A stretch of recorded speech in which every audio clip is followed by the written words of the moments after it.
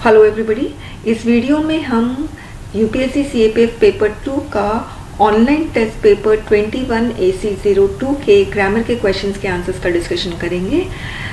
इसके पहले मैं एक अनाउंसमेंट कर दूं कि मैं ग्रामर की लाइव क्लास शुरू कर रही हूं 30 मई से। ये जो ग्रामर है स्ट्रिक्टली सीएपीएफ पेपर 2 के सिलेबस पे बेस्ड ये ग्रामर की क्लास होगी और इसमें ये 2 मंथ की क्लास होगी और इसके साथ हम चैप्टर वाइज टेस्ट भी लेंगे। 25 मार्क्स का टेस्ट होगा और ये जो टेस्ट पेपर होंगे इसमें ये सेम पैटर्न होगा जैसा कि पैटर्न आपको पेपर 2 के एग्जाम में दिखता है, वो सेम पैटर्न उस टेस्ट पेपर में फॉलो किया जाएगा। तो इसकी क्लास शुरू हो रही है 30 मई से और जिसको भी अगर एडमिशन लेना है तो वो इसी वीडियो के डिस्क्रिप्शन बॉक्स में एकदम बॉटम की तरफ जाएंगे तो उनको लिंक दिखेगा ग्रामर लाइव क्लासेस, उस लिंक में क्लिक करके ऑनलाइन पेमेंट कर सकते हैं। और रही बात टेस्ट पेपर्स की, तो मैंने अभी तक 3 टेस्ट पेपर रिलीज़ कर दिए हैं। टेस्ट 21 AC01, 21 AC02, 21 AC03, इनके मैंने क्वेश्चन पेपर और आंसर पेपर दोनों रिलीज़ कर दिए हैं। अब 21 AC04 का क्वेश्चन पेपर मैंने रिलीज़ कर दिया है, इसका भी लिंक आपको डिस्क्रिप्शन बॉक्स में मिल जाएगा।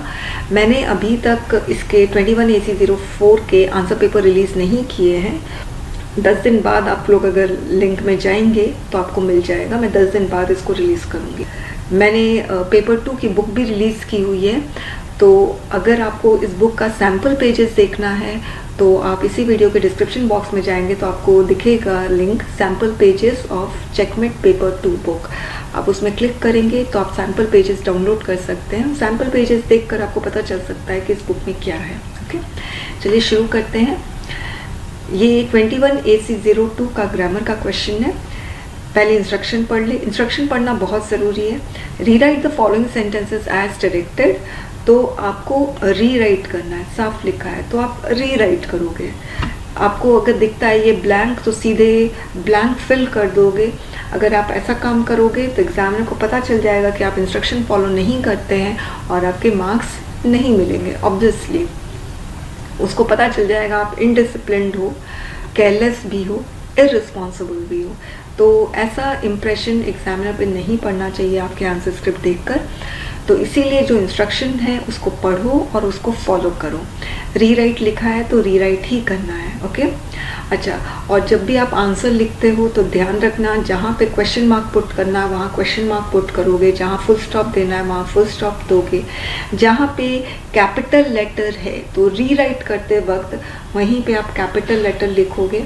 अगर आपने संडे में एस स्मॉल कर दिया रीराइट करते वक्त तो आपको मार्क्स नहीं मिलेंगे।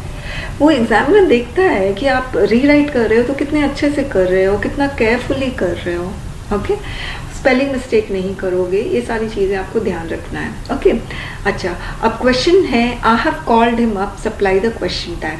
आपको रीराइट करना है यानी, और मार्जिन के अंदर आप यहाँ पर नहीं लिखोगे। फाइन, तो आई हैव कॉल्ड हिम आप ऐसे करके रीराइट करोगे और फिर आप यहाँ पर अपने आंसर लिखोगे और फिर क्वेश्चन मार्क पुट नहीं करोगे। तो अगर आपने सही आंसर भी लिख दिया तो वो गलत होगा। फाइन, अच्छा, अब क्वेश्चन टैग इसका क्या होगा वो मैं आपको बता दूं। देखिए, क्वेश्चन टैग में आपको एक स्टेटमेंट मिलता है, इसको हम कहते हैं स्टेटमेंट, और उसके बाद आपको यहाँ पर उस स्टेटमेंट को देखकर इसका क्वेश्चन टैग बनाना होता है। तो क्वेश्चन टैग में आप ध्यान रखना कि सिर्फ 3 कॉम्पोनेंट होते हैं। पहला component auxiliary verb. Okay, auxiliary verb का मतलब क्या हुआ? Am, is, are, was, were, has, have, had, do, does, did, will, would, shall, should, can, could, may, might, must, ये सारे ऑक्सिलरी वर्ब है। तो आपका फर्स्ट कंपोनेंट जो क्वेश्चन टैग का होता है वो ऑक्सिलरी वर्ब होता है और नेक्स्ट जो कंपोनेंट होता है वो होता है प्रोनाउन। ओके, तो जब मैंने ऑक्सिलरी वर्ब बोला है तो इसका मतलब मेन वर्ब नहीं यूज करोगे। मेन वर्ब का मतलब होता है एक्शन वर्ब, जैसे प्ले, राइट, सिंग, ये सारे एक्शन वर्ब है, मेन वर्ब है। ये नहीं कभी क्वेश्चन टैग में यूज होता है। क्वेश्चन टैग में स्ट्रिक्टली 3 कंपोनेंट यूज होंगे, एक ऑक्सिलरी वर्ब, एक प्रोनाउन और तीसरा है क्वेश्चन मार्क। ये 3 कंपोनेंट। अगर ये तीनों कंपोनेंट आपने ढंग से नहीं लिखा तो आपको मार्क्स नहीं मिलेंगे। फाइन। अच्छा, अब ऑक्सिलरी वर्ब हमें कौन सा लगाना है? तो बहुत सिंपल है, जो भी ऑक्सिलरी वर्ब आपको स्टेटमेंट में दिख रहा है, फर्स्ट ऑक्सिलरी वर्ब, तो इसमें मुझे हैव दिख रहा है, ये ऑक्सिलरी वर्ब है, और मुझे मेन वर्ब दिख रहा है कॉल्ड, तो ऑब्वियस सी बात है मेन वर्ब तो आना नहीं है क्वेश्चन टैग में, आपको ऑक्सिलरी वर्ब ही लगाना है। तो यहाँ पर हैव मुझे ऑक्सिलरी वर्ब दिख रहा है और ये फर्स्ट ऑक्सिलरी वर्ब है।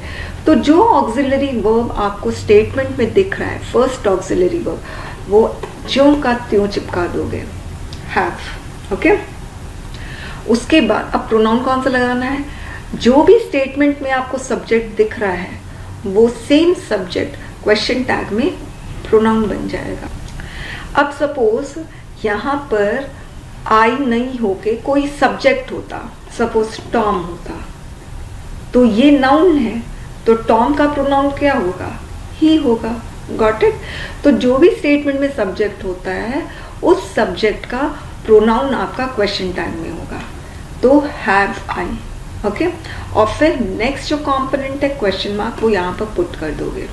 अब एक और रूल है, वो रूल ये है कि यदि क्वेश्चन टैग स्टेटमेंट यदि पॉजिटिव हुआ, पॉजिटिव का मतलब यदि स्टेटमेंट में आपका नॉट नहीं हुआ तो आप क्वेश्चन टैग में नॉट लगाओगे, यदि स्टेटमेंट में नॉट नहीं है तो क्वेश्चन टैग में नॉट होगा, और यदि स्टेटमेंट में नॉट है तो क्वेश्चन टैग में नॉट नहीं होगा। वेरी सिंपल, स्टेटमेंट में नॉट है, क्वेश्चन टैग में नॉट नहीं होगा, स्टेटमेंट में नॉट नहीं है तो क्वेश्चन टैग में नॉट होगा। ओके, तो अब देखो, आई हैव कॉल्ड हिम, अब में नॉट नहीं है तो आपका यहाँ पर क्वेश्चन टैग में नॉट लगेगा, मगर जो नॉट है ना वो एक्सपैंडेड फॉर्म में कभी भी नहीं लगता क्वेश्चन टैग में, नॉट हमेशा कॉन्ट्रैक्टेड फॉर्म में लगता है, तो हैवंट। ओके, जैसे विल नॉट का कॉन्ट्रैक्टेड फॉर्म क्या हुआ? वोंट। Does not, doesn't. तो क्वेश्चन टैग में जो नॉट लगता है हमेशा कॉन्ट्रैक्टेड फॉर्म में लगता है, तो बहुत सिंपल है, हैवंट आई। फाइन। अब एक और इसके साथ मैं रूल बता देती हूँ। कभी कभी ऐसा भी होता है कि आपको स्टेटमेंट में कोई ऑक्सिलरी वर्ब नहीं दिखता, जैसे आई ईट, तो स्टेटमेंट में ऑक्सिलरी वर्ब नहीं दिख रहा है। कभी कभी स्टेटमेंट में ऑक्सिलरी वर्ब दिखता है तो बहुत अच्छा है, वो जो ऑक्सिलरी वर्ब दिख रहा है उसी को चिपका देते हैं क्वेश्चन टैग में।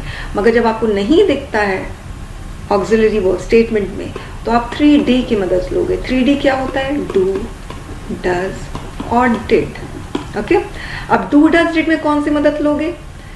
इट है, तो ये क्या है? प्लूरल है। फाइन, ये तो पता होना चाहिए, इट प्लूरल है। अगर नहीं भी पता तो मैं बता दूं, इट प्लूरल है, एस लगाएंगे तब जाके सिंगुलर होगा। प्ले प्लूरल है, एस लगाएंगे तभी सिंगुलर होगा, एस फॉर सिंगुलर, एस लगेगा तो सिंगुलर। वैसे ही स्टडी है तो प्लूरल है, अब इसमें एस लगा दो, स्टडीज तो सिंगुलर हो गया।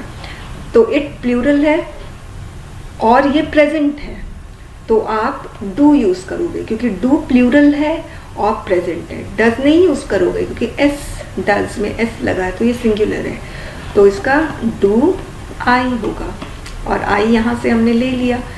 ओके, अब यहाँ पे नॉट नहीं है तो इधर पे नॉट लगाओगे और कॉन्ट्रैक्टेड फॉर्म में don't I, do not I नहीं लिखोगे। फाइन, तो इसका आंसर है हैवंट आई, और फिर क्वेश्चन मार्क पुट करोगे। क्वेश्चन मार्क पुट नहीं करोगे तो आपको मार्क्स नहीं मिलेंगे। नेक्स्ट है get someone to wash the clothes every Sunday. ये थोड़ा सा डिफिकल्ट है।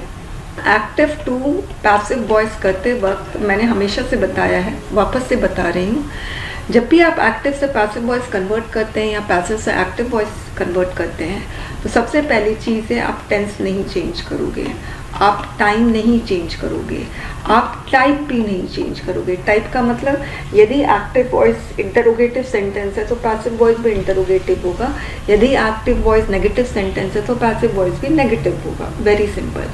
अच्छा, अब ध्यान रखना, पैसिव वॉइस में हमेशा V3 होता है, हमेशा V3 लगता है, विदाउट फेल हमेशा लगेगा ही लगेगा। और एक और चीज़ ध्यान रखना, पैसिव वॉइस में हमेशा ऑक्सिलरी वर्ब आता है, am, was, were, has, have, had, do, does, did, will, would, shall, should, can, could, may, might, must. तो ऑक्सिलरी वर्ब हमेशा पैसिव वॉइस में आएगा, मगर सारे ऑक्सिलरी वर्ब आ सकते हैं मगर 3D कभी नहीं आएगा। आपको पता है ना 3D क्या होता है? Do, does, did. Passive voice में कभी भी 3D नहीं आता है।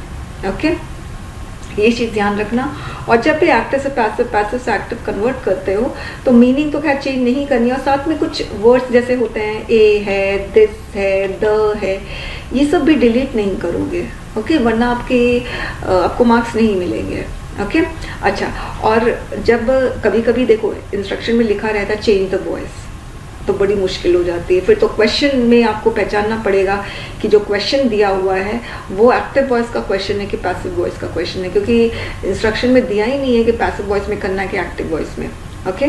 तो इसमें तो साफ लिखा हुआ है पैसिव वॉइस से, मगर फिर भी अगर आपको पहचानना है कि कौन सा एक्टिव वॉइस का सेंटेंस है, कौन सा पैसिव वॉइस का है, तो ध्यान रखना कि एक्टिव वॉइस का सेंटेंस टेंस के स्ट्रक्चर को फॉलो करता है, तो इसके लिए आपको टेंस आना बहुत ज़रूरी है।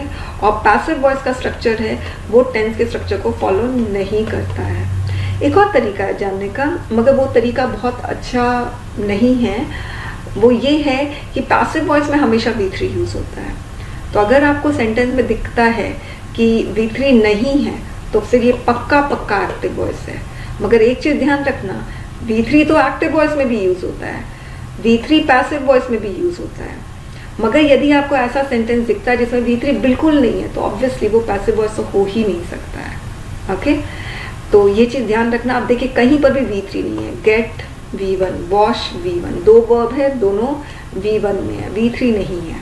V3 क्या होता है, जैसे मैंने बोला गो, वेंट, गॉन, तो gone V3, choose, chose, chosen, chosen V3, drive, drove, driven, driven V3, forget, forgot, forgotten, sing, sang, sung, drink, drank, drunk, teach, taught, okay. अब इसमें हमें पैसिव वॉइस चेंज करना है, तो गेट का हम gate ही रहने देंगे। ये एक रूल है, स्पेशल रूल है इसका, कि जब गेट से शुरू होता है तो हम गेट ही रहने देते हैं। तो get someone to wash the clothes every Sunday, इसका मतलब किसी को बुलाओ जो क्लोथ्स एवरी संडे धो सके, ओके। तो गेट समवन, तो यहाँ पर गेट को छोड़ दो। अब यहाँ पर देखो someone to wash the clothes, अब टू को भी हटा दो, ये ऐसे हुआ हमारा sentence, someone wash the clothes. Obviously ये वॉश जो है वो वॉश्ड हो जाएगा, और एवरी संडे तो खैर लिखना है, ओके। ये वॉश्ड हो जाएगा क्योंकि पैसिव वॉइस में हमेशा V3 यूज होता है। वॉश्ड हो गया, और ये द क्लोथ्स यहाँ पर हो जाएगा get the clothes, fine, get the clothes washed. अब बाय समवन हम नहीं लिखेंगे, बाय एनीबडी, एवरीबडी, समबडी, ये सब हम नहीं लिखते। Get the clothes washed every Sunday,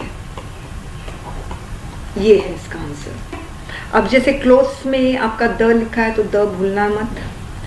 अब नेक्स्ट है the blind can not see, change into interrogative sentence. तो वैसे तो देखिए ये वाला जो चैप्टर है जिसमें हम ट्रांसफॉर्मेशन सीखते हैं, नेगेटिव से इंटरोगेटिव, इंटरोगेटिव से असर्टिव, एक्सक्लेमेटरी, इसमें बहुत सारे रूल्स हैं।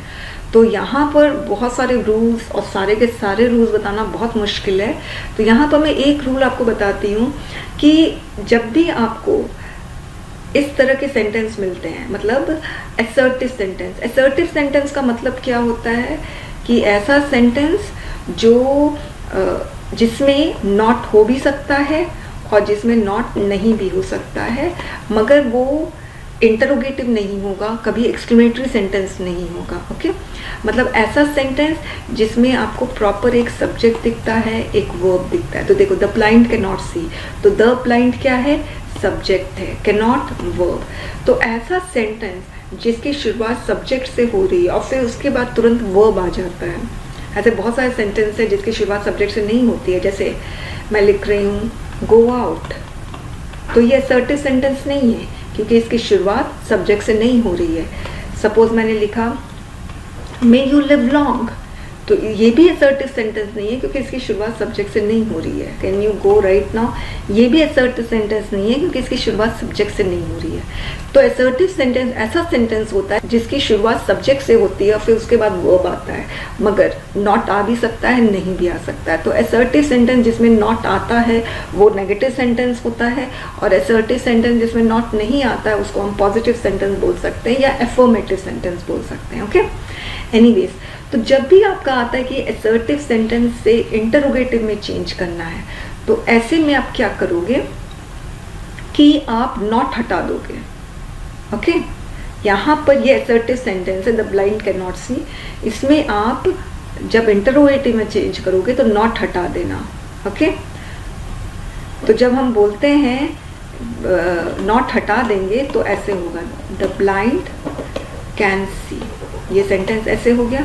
अब इसका इंटरोगेटिव कैसे करोगे, कैन को पहले ले आओ, कैन द ब्लाइंड सी, क्या ब्लाइंड देख सकते हैं, तो आंसर क्या हुआ, द ब्लाइंड कैन नॉट सी। ये एक दूसरा टाइप का रूल है, वो मैं आपको बताऊं। जैसे मैं अगर बोलती हूँ कौन गांधी जी को नहीं जानता, तो आपका आंसर क्या होगा।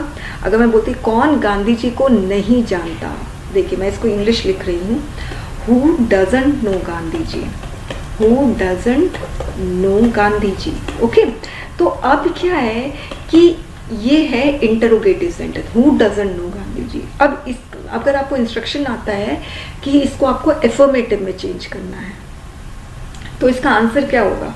अगर सपोज मैं बोलती हूँ कौन गांधी जी को नहीं जानता, तो आप क्या बोलोगे, इसका आंसर क्या होगा, गांधी जी को सभी जानते हैं। तो इसका एफर्मेटिव क्या होगा, एवरीबडी नोज गांधी जी। तो मैंने मीनिंग नहीं चेंज किया। जब भी ट्रांसफॉर्मेशन होता है तो आप मीनिंग नहीं चेंज करते हो, ओके। तो जैसे बोले द ब्लाइंड कैन नॉट सी, तो मैंने क्वेश्चन क्या पूछा, कैन द ब्लाइंड सी, क्या ब्लाइंड देख सकते हैं, तो आंसर क्या है, द ब्लाइंड कैन नॉट सी। वैसे कौन गांधी जी को नहीं जानता है, सभी कोई गांधी जी को जानते हैं। अब सपोज एक और क्वेश्चन मैंने किया, तुम्हें बुद्धि कब आएगी, तो इसका आंसर क्या होगा, तुम्हें बुद्धि कभी नहीं आएगी। Got my point. तो कुछ ऐसे एक ऐसा रूल है जिसमें हम सिर्फ आंसर दे देंगे ना, वो आंसर उस क्वेश्चन का आंसर ही एक्चुअली में ग्रामेटिकल आंसर होगा। Got it. चलिए नेक्स्ट देखते हैं। They said we can not live without air, change into indirect speech. अब इसमें है we can not live without air, तो ये आपका एक स्टेटमेंट है ऐसा जो हमेशा सही रहता है, यूनिवर्सल ट्रुथ है, ओके। तो अब हम इनडायरेक्ट स्पीच, इसको हमने कहा गया है कि डायरेक्ट से इनडायरेक्ट स्पीच करने के लिए, तो देखिए डायरेक्ट स्पीच का आइडेंटिफिकेशन बहुत सिंपल है। आपको कॉमा दिखेगा, डबल इन्वर्टेड कॉमा दिखेगा, तो आप समझ जाना ये डायरेक्ट स्पीच है।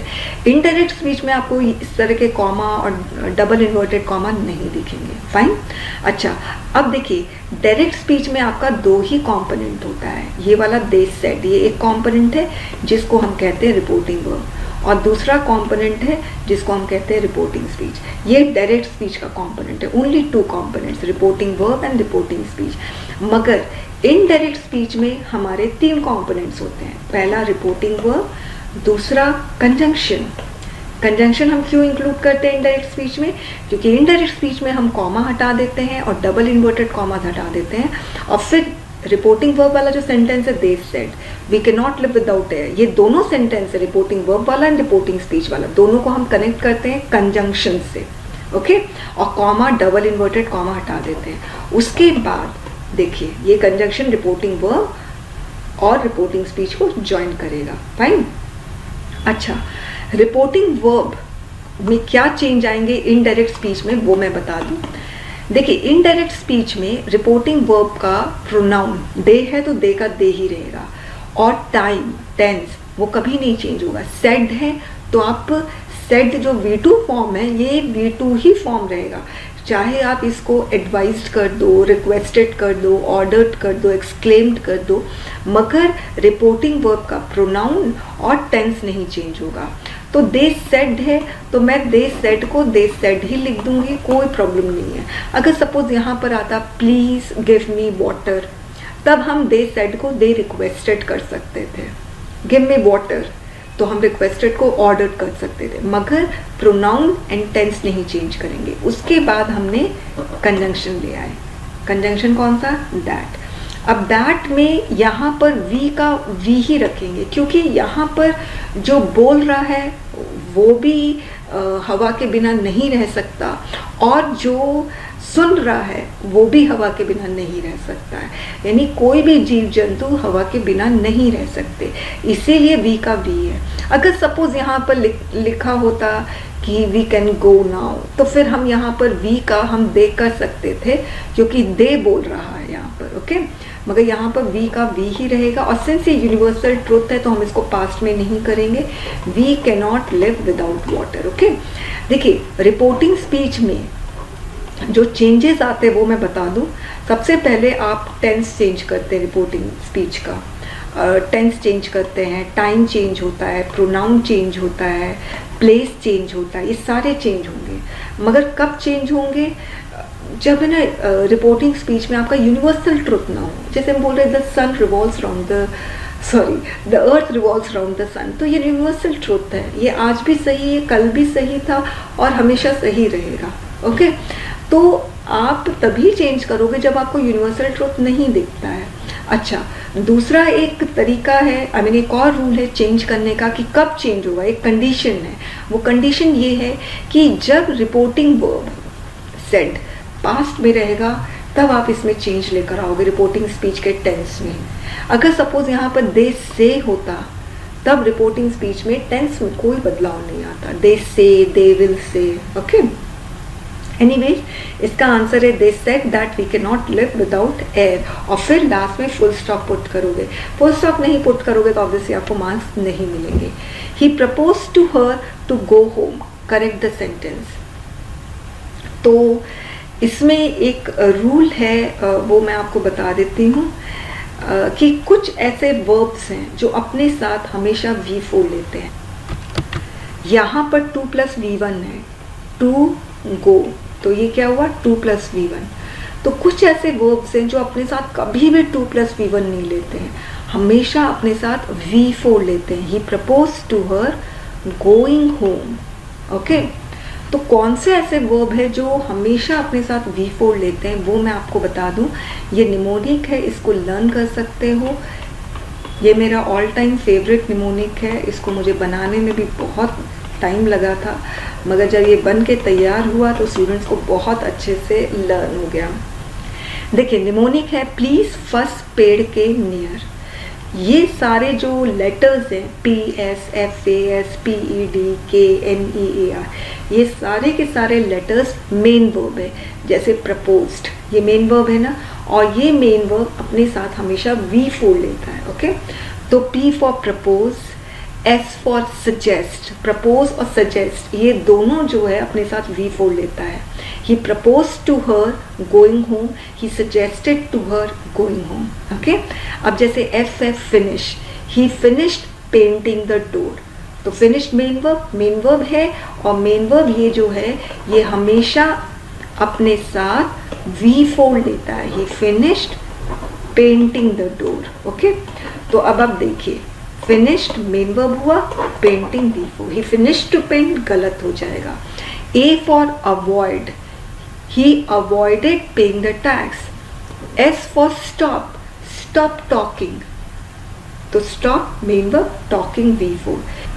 ये वाला जो P है इसका मतलब postpone। ओके, E का मतलब evade, evade का मतलब होता है avoid करना, तो he avoided paying the taxes, he evaded paying the taxes। evade पे क्वेश्चन आया हुआ है, CDS में आया हुआ है, same he evaded paying the taxes। D for deny, बहुत क्वेश्चन आते हैं, इनफैक्ट ये प्लीज फर्स्ट पेड़ के नियर पे क्वेश्चन बहुत आते हैं। D for deny, he denied stealing my phone. देखो ही डिनाइड, तो डिनाइड क्या हो गया main verb, stealing my phone. Okay, denied का मतलब होता है सच को नकारना। उसके बाद K का मतलब होता है कीप, कीप वर्किंग हार्ड। फिर N का मतलब होता है need, this car needs repairing. E का मतलब होता है enjoy, he enjoyed watching television. फिर A का मतलब अपलॉड होता है, I applauded his spending time with me. और R का मतलब होता है repent, he repented his parting with her. तो रिपेंट का मतलब होता है पछतावा। फाइन, तो प्लीज फर्स्ट पेड़ के नियर ये सारे वर्ड्स अपने साथ V4 लेते हैं। वैसे मैं बताऊँ बहुत सारे वर्ड्स अपने साथ V4 लेते हैं, मगर मैंने ये जो वर्ड सिलेक्ट किया है क्योंकि यही वर्ड्स एग्जाम में पूछे जाते हैं। Okay, next, as soon as his mother came he started studying. Rewrite the sentence starting with no sooner. अब स्टूडेंट नो सूनर पे आपके दो क्वेश्चन बहुत आते हैं। पहला क्वेश्चन तो होता है इन्वर्जन पर, और दूसरा क्वेश्चन होता है पेयर। तो पेयर का तो बहुत ईजी है, आप ध्यान रखना कि नो सूनर अपने साथ डैन लेता है, तो नो सूनर का पेयर क्या है, दैन, और दैन की स्पेलिंग क्या है, THAN। अब इन्वर्जन का मतलब क्या हुआ, जो सेंटेंस का करेक्ट ऑर्डर होता है वो ऐसे होता है, subject verb other words. Okay, तो जैसे हिज, मैं सब्जेक्ट लिख रही हूँ, हिज मदर, ये पूरा सब्जेक्ट हो गया, वर्ब क्या है, केम। तो ये करेक्ट ऑर्डर है सेंटेंस का। मगर इन्वर्टेड ऑर्डर कौन सा होता है, इन्वर्टेड ऑर्डर में सबसे पहले ऑक्सिलरी वर्ब आता है, फिर सब्जेक्ट आता है, और फिर आपको जो और लिखना है आप लिख सकते हो, मगर सबसे पहले ऑक्सिलरी वर्ब आता है, तो वो इन्वर्टेड ऑर्डर हो गया सेंटेंस का। जैसे अगर मैं लिखती हूँ डू यू स्टडी, अगर सपोज मैंने ऐसे लिखा डू यू स्टडी, तो डू क्या है, ऑक्सिलरी वर्ब है, और यू क्या है, सब्जेक्ट है। तो देखो ये इन्वर्टेड ऑर्डर हो गया ना, उल्टा हो गया।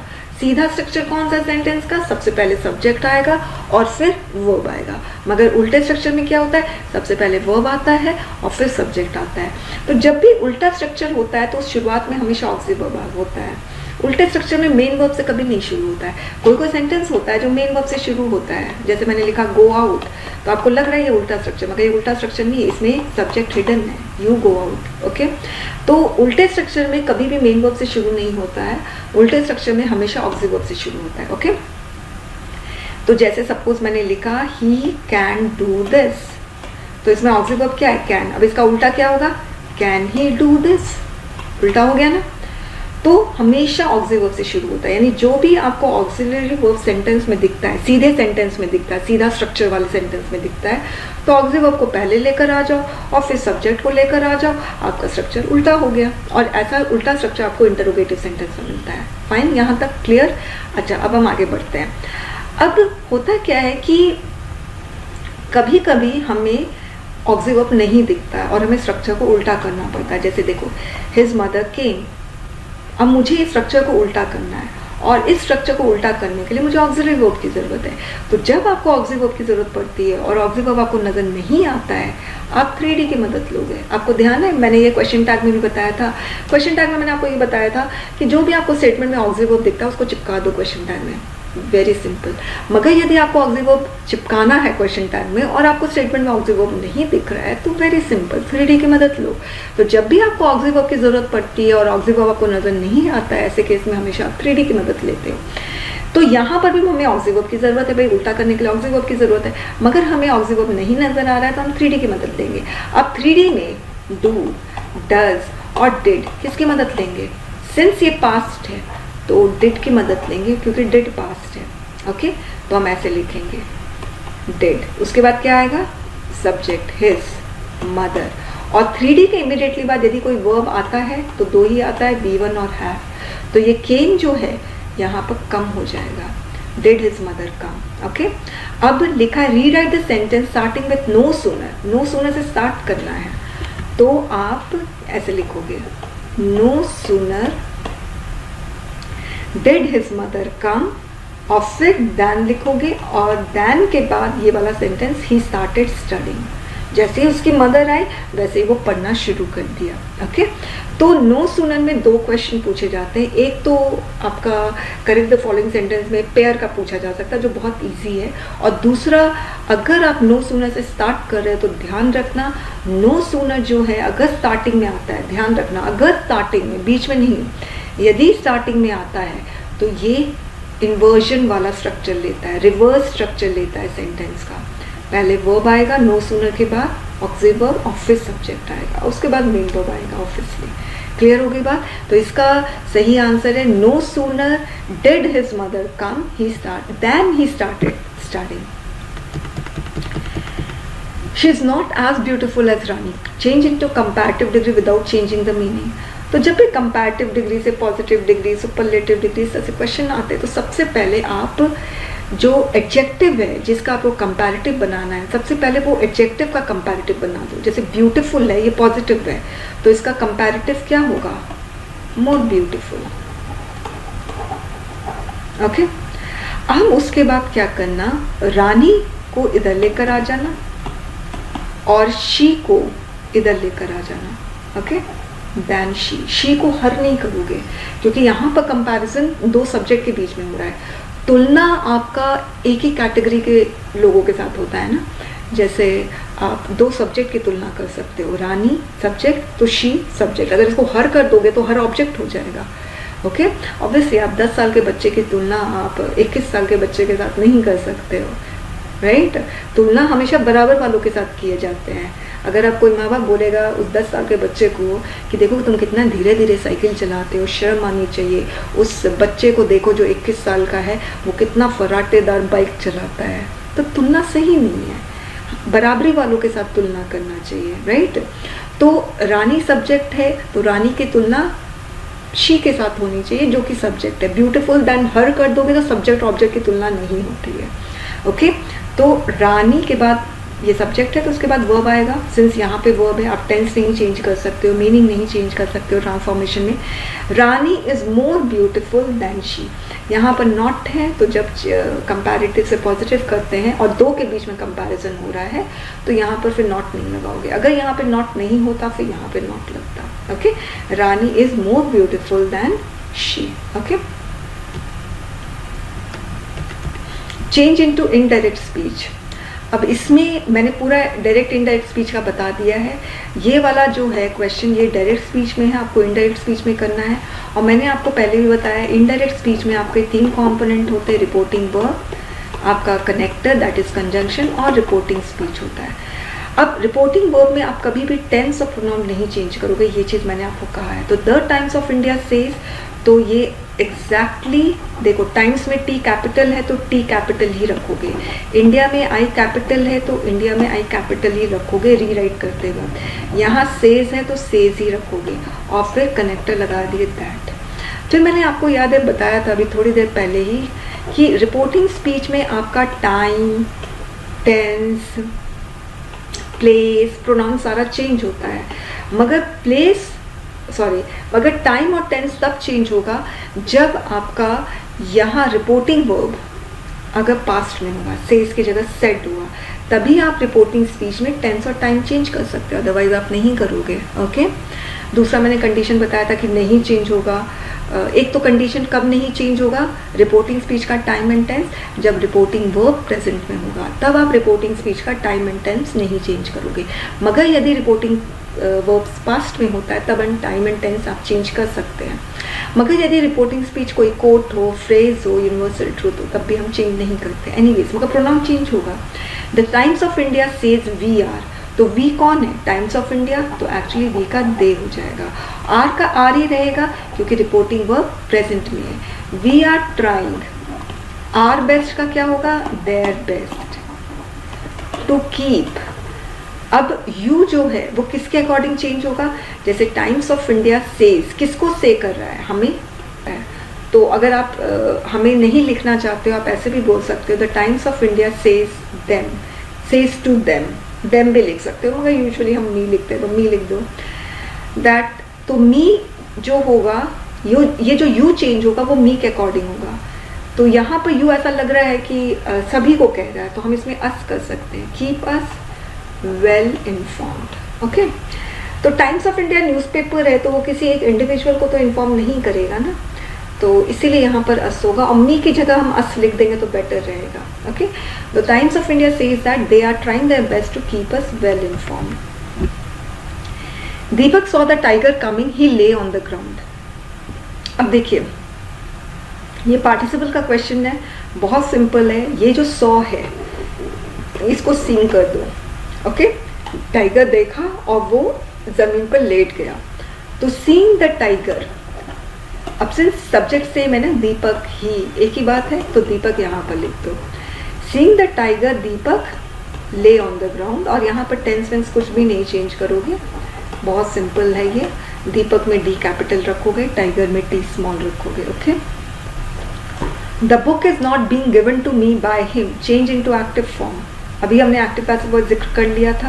अब ध्यान रखना कि एक्टिव हमेशा टेंस के स्ट्रक्चर को फॉलो करता है और पैसिव कभी भी टेंस के स्ट्रक्चर को फॉलो नहीं करता है। जब भी आप एक्टिव से पैसिव करते हो या पैसिव से एक्टिव करते हो, कभी टेंस, टाइम, मीनिंग ये सब चेंज नहीं कर सकते हो, टाइप्स ऑफ सेंटेंस भी चेंज नहीं कर सकते हो। और पैसिव वॉइस में हमेशा V3 होता है, देखिए V3 है ना, फाइन। अच्छा, अब हमें इसको एक्टिव वॉइस में चेंज करना। थोड़ा सा डिफिकल्ट होता है एक्टिव वॉइस में चेंज करना, मगर फिर भी हम कर सकते हैं।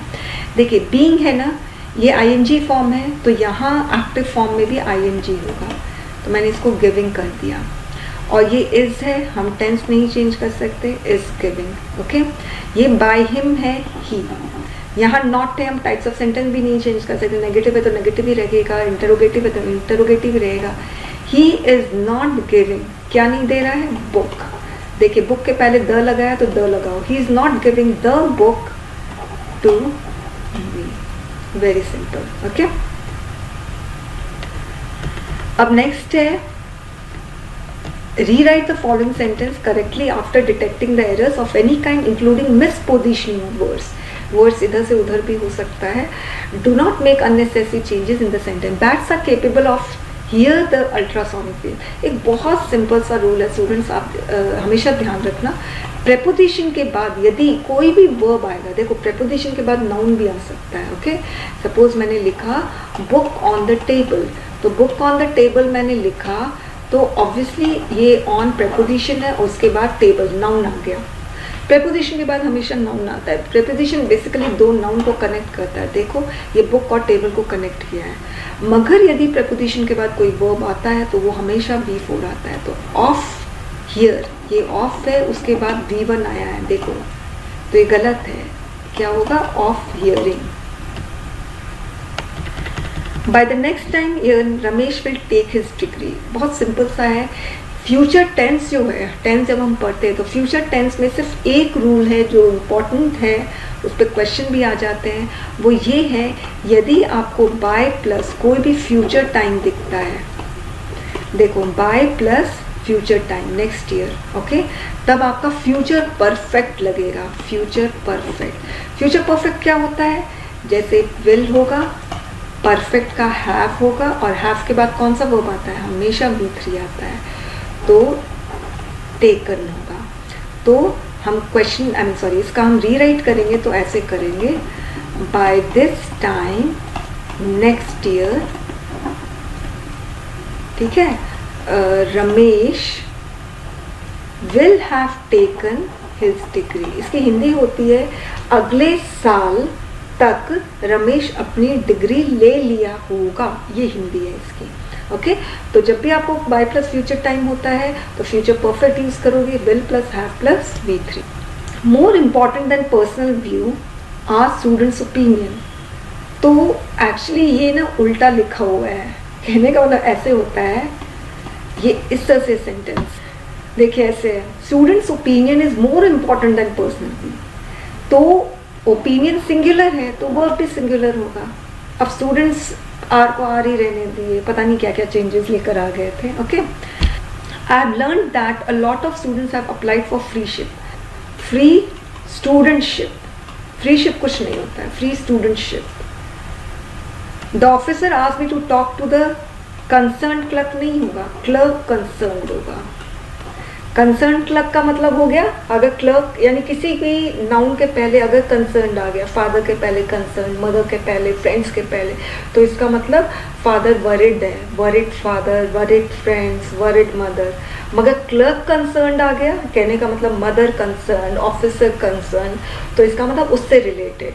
तो अगर आपको कुछ बात करनी है तो उस रिलेटेड, उस इश्यू के रिलेटेड, तो क्लर्क कंसर्न, क्लर्क से रिलेटेड वाला से बात करो, clerk concern. Okay, make the sentence है, इसका मैं आपको दिखा दूंगी, मगर हम सबसे पहले प्रेपोजिशन कर लें। प्रेपोजिशन में यहाँ पर आएगा बिटवीन, प्रॉपर बिटवीन लिखोगे। There is no enmity between him and me. I have studied nothing for a long time. He threw the ball into the well. Into तब हम यूज करते हैं जब मोशन होता है। He dived into the river. He put the coin into his pocket. He put the coin into his pocket. तो into motion दिखाता है और वो बाहर से अंदर की तरफ जाना, तब आप इनटू यूज करोगे। You can not catch a big fish with a small rod. यहाँ पर बीइंग रिच में होगा despite. Despite being rich he is not happy. Despite का मतलब होता है बावजूद। इसके साथ याद रखना आप, डिस्पाइट के साथ कभी भी ऑफ यूज नहीं होता है, अगर करोगे तो वो गलत हो जाएगा। इंस्पाइट के साथ यूज होता है, और इंस्पाइट हमेशा अलग अलग आता है, कभी एक साथ इंस्पाइट नहीं आता है, और इसके साथ हमेशा ऑफ यूज होता है। अब हम मेक द सेंटेंस देख लेते हैं स्टूडेंट्स। देखिए अकॉर्ड आपको एज अ नाउन यूज करना है, तो there is an accord among the family members. Accord मतलब अकॉर्डिंग टू, इसका मतलब कि आप अग्रीमेंट कर रहे हैं, और डिस्कॉर्ड का मतलब डिसअग्रीमेंट। एमिनेट का मतलब जन्म लेना, तो इसको एज अ वर्ब यूज करना है। This letter emanated from the central office, इन सेंट्रल ऑफिस से आया। Bellicose as a noun, India must adopt. Bellicose का मतलब जो लड़ाई वड़ाई करते हैं ना, बहुत ज़्यादा ही फाइटिंग स्पिरिट जिसकी होती है, वैसी वाली फाइटिंग स्पिरिट नहीं, गलत तरीके से हल्का सा कुछ बोल दो लड़ने के लिए आ जाते हैं, उनको बेलिकोज कहते हैं। जैसे पाकिस्तान में बेलिकोज है। इनफ आपको एज एन एडवर्ब यूज करना, ये चीज़ ध्यान रखना। यदि आप इनफ के बाद अगर वर्ड डालते हो इनफ मनी, तो यहाँ पर इनफ एडजेक्टिव है, क्योंकि नाउन के पहले जो भी आ जाता है एडजेक्टिव होता है। तो मनी के पहले, मनी नाउन है, नाउन के पहले इनफ आए तो इनफ एडजेक्टिव। अगर enough as an adverb use करना है तो इनफ के पहले आप एडजेक्टिव लेकर आ जाओ। ही इज वाइज इनफ, या एडवर्ब ले जाओ। He has done this job quickly enough, तो क्विकली एडवर्ब हो गया, और एडवर्ब के बाद भी एडवर्ब आ सकता है। ओके, तो यहाँ पर इनफ एडवर्ब का काम कर रहा है। स्लैंडर का मतलब होता है डिफेम करना, मेलाइन करना, इमेज को बदनाम करना। The editor of newspaper was charge with slander. Okay.